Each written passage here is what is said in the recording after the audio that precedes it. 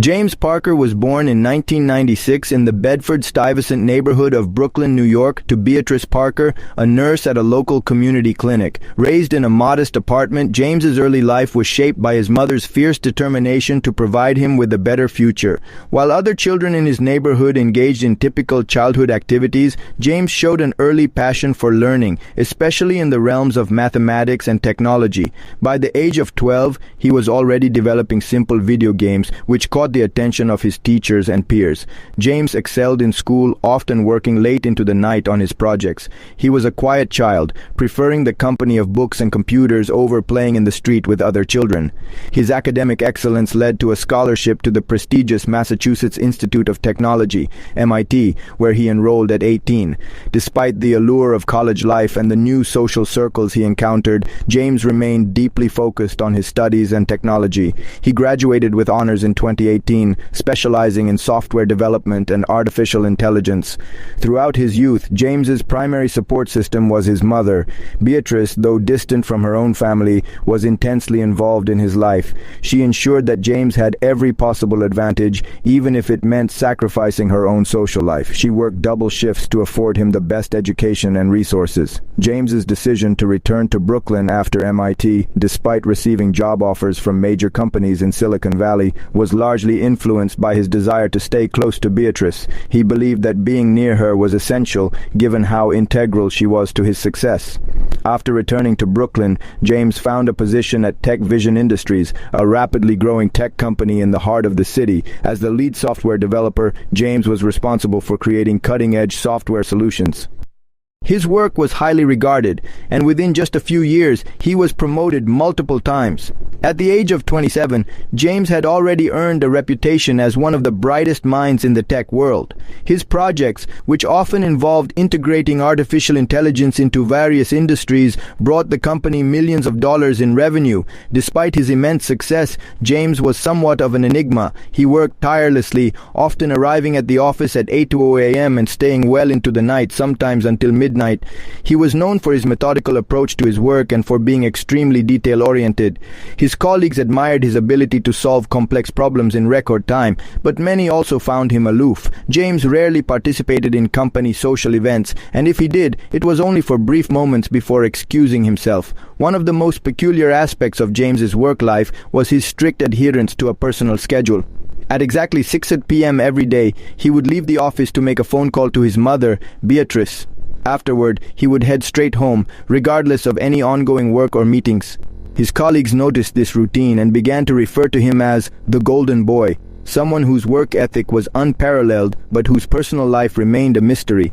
James's personal wealth grew exponentially with his success.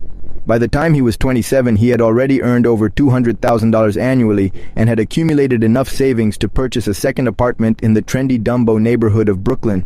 However, despite his newfound financial success, James chose not to live in the luxurious apartment. Instead, he continued residing in the modest home he grew up in with his mother, using the new apartment only as an office for remote work.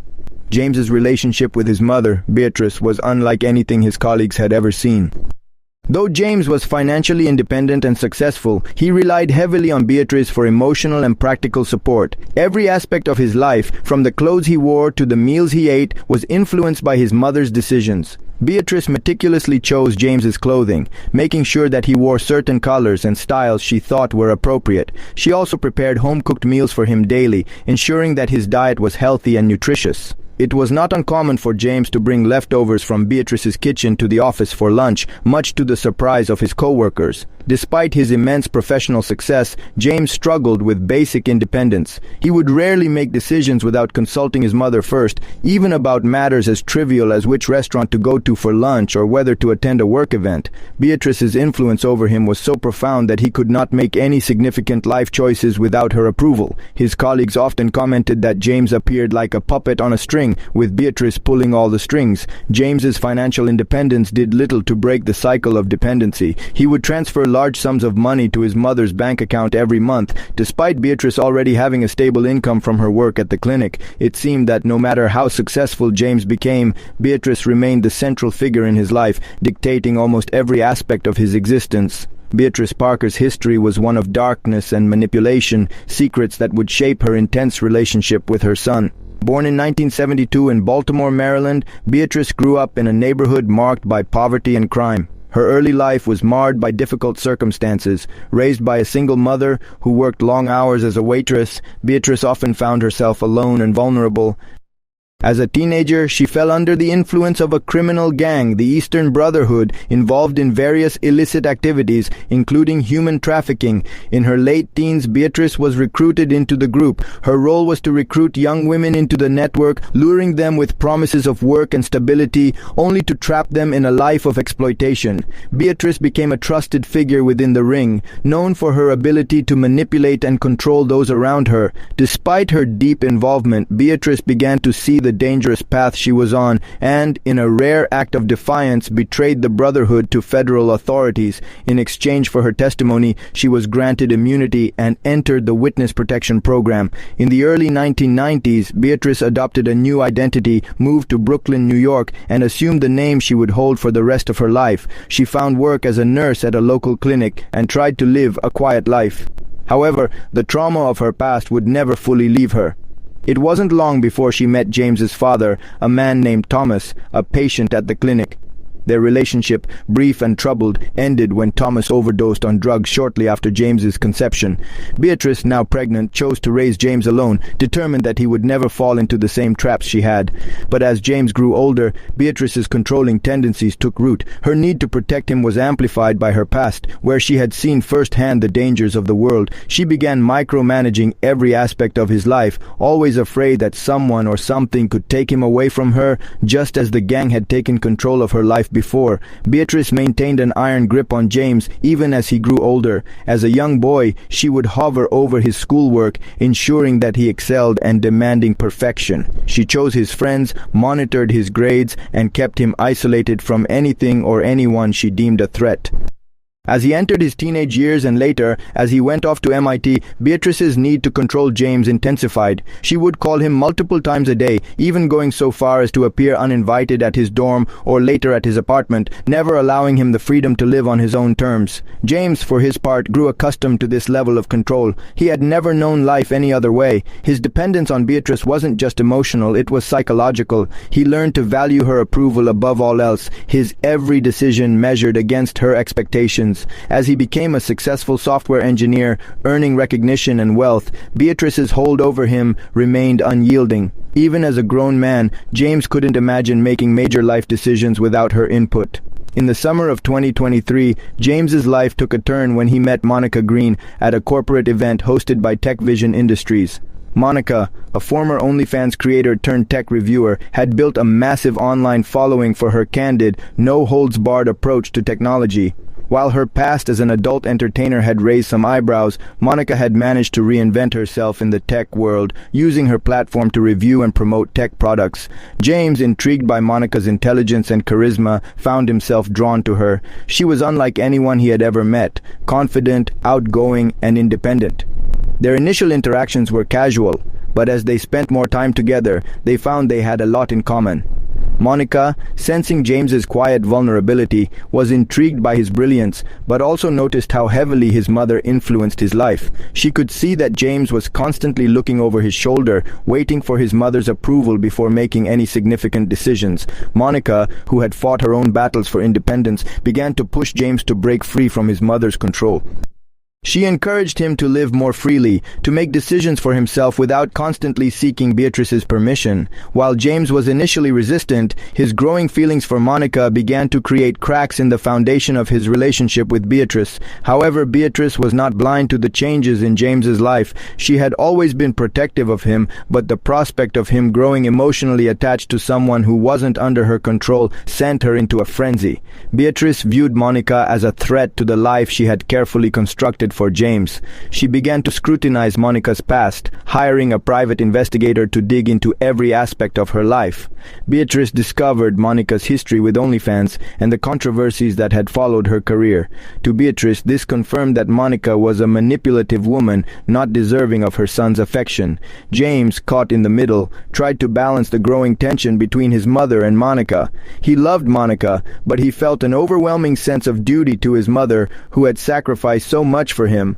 Monica, for her part, grew frustrated with Beatrice's constant interference. She couldn't understand how a grown man could still be so under the thumb of his mother. The more Beatrice meddled, the more Monica pushed for James to choose between her and Beatrice. As the months passed, the tension between the three grew unbearable. Beatrice's subtle manipulations turned into overt hostility toward Monica. She would show up at James's workplace, calling him incessantly, and even confronting Monica when she could. James, torn between the two women, became increasingly isolated, unable to make a choice without feeling guilty for betraying one or the other. By the fall of 2023, Beatrice's obsession with James's relationship with Monica had spiraled out of control. It was no longer just a matter of controlling his life, but a deep-seated belief that Monica posed an existential threat to their bond. Beatrice's paranoia had always been a part of her, stemming from her traumatic and manipulative past, but now it manifested in uncontrollable bursts of anger, jealousy, and desperation. Beatrice viewed Monica as a symbol of everything she couldn't control: independence, freedom, and a life of her own. She couldn't fathom how someone could love her son without needing constant supervision and direction. Monica, who had emerged from a controversial past as an OnlyFans creator, represented something Beatrice saw as dirty, reckless, and unreliable. To Beatrice, this was more than just disliking Monica. It was about protecting her son from what she saw as a woman who would inevitably hurt him. But her actions became more than just protective. They became obsessive and erratic. Beatrice started to monitor Monica's every move, using her contacts and even the surveillance techniques she had learned from her criminal past to track Monica's online presence. She hired a private investigator who followed Monica and reported back to her about the woman's whereabouts, social interactions, and online activities. Beatrice was convinced that Monica's past, particularly her time as a sex worker, was a direct reflection of her character, something Beatrice could not allow to interfere with James's future. James, however, was mostly blind to his mother's behavior. He had always known his mother to be controlling, but her actions now seemed extreme and unfathomable. The more Monica tried to reach out to him, the more Beatrice pushed him away, telling him that Monica was manipulating him. Beatrice even went so far as to plant false rumors about Monica, telling James that Monica had ulterior motives and wasn't genuinely in love with him. Beatrice's obsession wasn't just emotional, it became psychological. She would call James constantly, accusing Monica of trying to steal him away from her.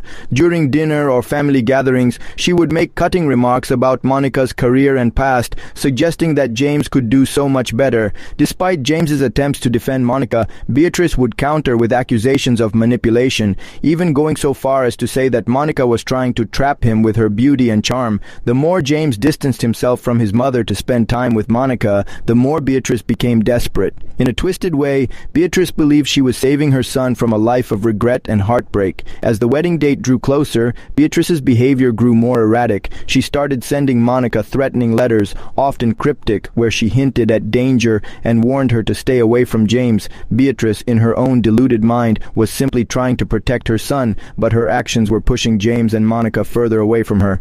This all culminated in a meeting between Beatrice and Monica on December 12, 2023, 2 days before the wedding.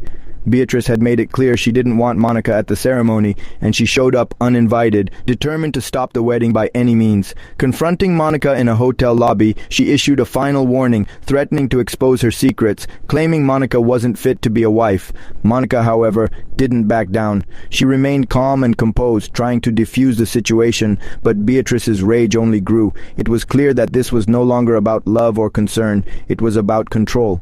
That night, Beatrice went home, planning what she saw as the only way to protect James from his impending mistake. On the morning of December 14, 2023, the atmosphere surrounding James and Monica's wedding was a mixture of excitement and tension. Monica had spent months planning the ceremony, a small, intimate affair with close friends and family. The location was a beautiful venue in Brooklyn, a place Monica had always admired. It was supposed to be one of the happiest days of their lives, the culmination of a romance that had blossomed despite the challenges of Beatrice's controlling presence. James, for all his doubts and reservations about his mother's behavior, still wanted to marry Monica. He loved her deeply, and despite his mother's increasingly hostile actions, he believed that their relationship was worth fighting for. He tried to compartmentalize the tension, but deep down, he knew that his mother would never accept this marriage, and he feared her reaction. As the ceremony progressed, guests were arriving, and everything seemed to be in place. Monica looked stunning in her wedding dress, and James was nervous but happy, yet lurking in the background there was an undercurrent of anxiety. Beatrice, who had been silent for the past few days, had not RSVP'd to the event. No one expected her to show up, but James couldn't shake the feeling that something was wrong. And then, as James and Monica stood at the altar, exchanging their vows, the unthinkable happened. Beatrice, dressed in a dark coat, stormed into the venue with purpose. The guests gasped as she walked down the aisle, her face twisted in anger. James, frozen in place, barely had time to react before Beatrice pulled out a handgun that she had concealed in her bag. With no warning, Beatrice aimed the gun at Monica and fired. The sound of the shot echoed throughout the room as Monica fell to the ground, clutching her chest. The guests screamed in horror, and James, horrified, rushed to Monica's side, but it was too late. She was dead, her blood staining the pristine white of her wedding dress. Beatrice was immediately tackled by security, but her eyes remained cold and unrepentant. She muttered, almost as if in a trance, that she had done what had to be done. To her, the murder was a necessary act of protection. She had always seen Monica as a threat to her hold on James, and now she believed that removing Monica from their lives was the only way to keep James close to her. James was in a state of complete shock. He couldn't comprehend what had just happened. His mother, the woman who had raised him, had killed the love of his life, the love he had fought for, the woman who had brought him happiness and stability, gone in an instant. He was left standing there, numb, as the police arrived and arrested Beatrice. In the aftermath of the murder, the media frenzy was inevitable. News of the wedding day shooting spread quickly, and soon the entire world was aware of the tragic events that had unfolded. The case became a national story, how a mother's obsessive love for her son had led to a brutal murder at the very moment that should have been a celebration of life and love. James, now left without the woman he loved, and with a mother who had destroyed everything, became a figure of public sympathy, but his grief was immeasurable. He was torn between mourning the woman who had died in his arms and processing the fact that his own mother was the one responsible. His life had been turned upside down, and the man he once was, the man who had been dependent on his mother's approval, was gone. He was left hollow, his soul shattered, unable to move on from the trauma of losing both Monica and the mother he thought he knew. Beatrice's trial began in early 2024, and it was a spectacle. The prosecution presented Beatrice as a cold, manipulative woman whose obsessive love for her son had driven her to commit murder. They argued that Beatrice had calculated the act, planning it in advance with chilling precision, all in an attempt to keep control over James. They painted Beatrice as someone who had crossed the line from protective to dangerously controlling, someone who could no longer distinguish between love and obsession. The defense, however, tried to depict Beatrice as a mother who had been emotionally disturbed by the idea of losing her son. They suggested that she had acted out of a misplaced belief that she was protecting him from harm, that she saw Monica as a threat to her relationship with James. They argued that Beatrice had suffered from a psychological breakdown and wasn't in full control of her actions at the time of the murder. Despite the defense's claims, the jury ultimately found Beatrice guilty of first-degree murder.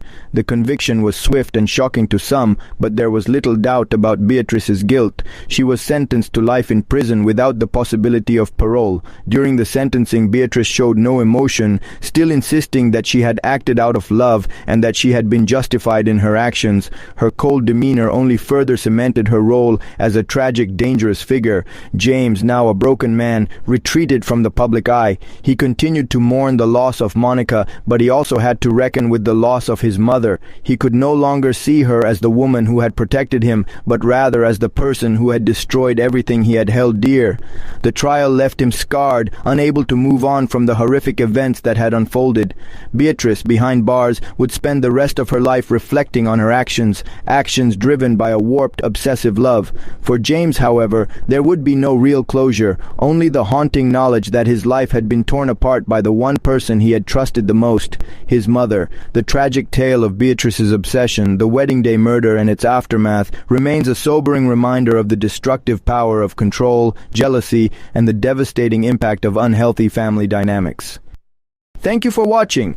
If you enjoyed this video, don't forget to hit that like button and subscribe to the channel for more content like this. Also, tap the bell icon to stay updated on our latest videos. Your support means a lot to us. See you in the next one.